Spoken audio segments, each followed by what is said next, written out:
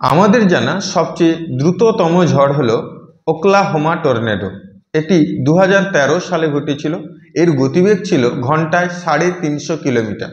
এখন আমরা সবাই জানি যে একটি টর্নেডো কিভাবে ঘর বাড়িকে ধ্বংস করে দেয়। এখন আমাদের পৃথিবী ঘন্টায় প্রায় 1,07,208 কিলোমিটার বেগে, অর্থাৎ সেকেন্ডে 30 কিলোমিটার বেগে সূর্যকে প্রদক্ষিণ করে চলেছে।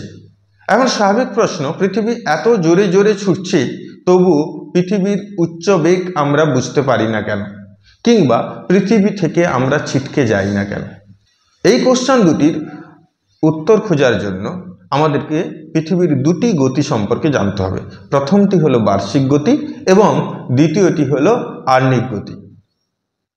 যে গতির জন্য পৃথিবী 365 দিনে সূর্যকে প্রদক্ষিণ করে, সেই গতিকে বলা হয় বার্ষিক গতি। এই গতিটাকে আমরা একটি চলন্ত বাসের সঙ্গে তুলনা করতে পারি।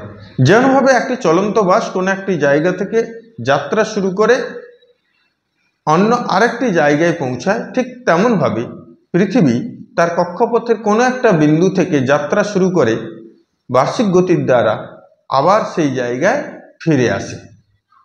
এখন বাসের মধ্যে দুজন যাত্রী যদি নিজেদের মধ্যে কথা বলতে থাকে, তাহলে কিন্তু যাত্রীদ্বয় বাসের চলন গতিকে বুঝতে পারবে না, কারণ বাসের মধ্যে থাকা সমস্ত বস্তু সময়ের সঙ্গে স্থান পরিবর্তন করছে না।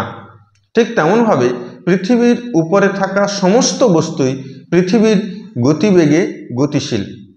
তাই এক্ষেত্রেও সময়ের সঙ্গে কোনো একটি বস্তুর সাপেক্ষে অন্য বস্তুর স্থান পরিবর্তন হচ্ছে না। যেহেতু আমাদের চারপাশের পরিবর্তন হচ্ছে না সময়ের সঙ্গে, তাই পৃথিবীর বার্ষিক গতিকে আমরা বুঝতে পারি না। এই গতিকে বোঝার জন্য আমাদেরকে চাঁদে যেতে হবে। চাঁদ থেকে যদি আমরা পৃথিবীকে পর্যবেক্ষণ করি, তাহলে আমরা দেখব পৃথিবী বনবন বনবন করে ছুটে চলেছে বা ঘুরে চলেছে। এখন আহ্নিক গতির ব্যাপারটা বোঝার চেষ্টা করি। পৃথিবী ঠিক লাটিমের মতো নিজ অক্ষের চারদিকে 24 ঘন্টায় বা একদিনে পাক খায়। এই পাক খাওয়াকে বলা হয় আহ্নিক গতি। এখন একটি ঘুরন্ত লাটিমের উপরে যদি আমরা একটা পিঁপড়ে ছেড়ে দিই, তাহলে পিঁপড়েটা ছিটকে চলে যাবে তার আহ্নিক গতির জন্য। কিন্তু পৃথিবীতে থাকা সমস্ত বস্তু পৃথিবীর আহ্নিক গতি থাকা সত্ত্বেও ছিটকে যায় না কেন? আসলে পৃথিবীর রয়েছে প্রবল মহাকর্ষ বল।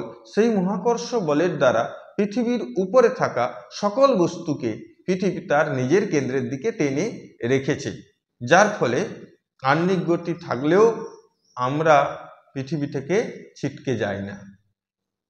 বিজ্ঞান বিষয়ক এই ভিডিওটি কেমন লাগলো আপনারা কমেন্ট বক্সে কমেন্ট করে জানাবেন।